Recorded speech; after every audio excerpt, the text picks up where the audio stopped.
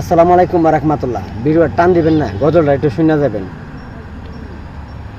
ওরে আবু বকর ছিলেন নবীর সাহাবী, নবীর ইন্তিকালের পরে দেখেন মুখখানি, কেন লরে চরে নবীর টুটখানি, নবীর মুখের খুলে কান্না গায়া সুরে, আমার উম্মত খেদে কেউ রাব্বানা, আমার উম্মত যেন দুযোগে যায় না।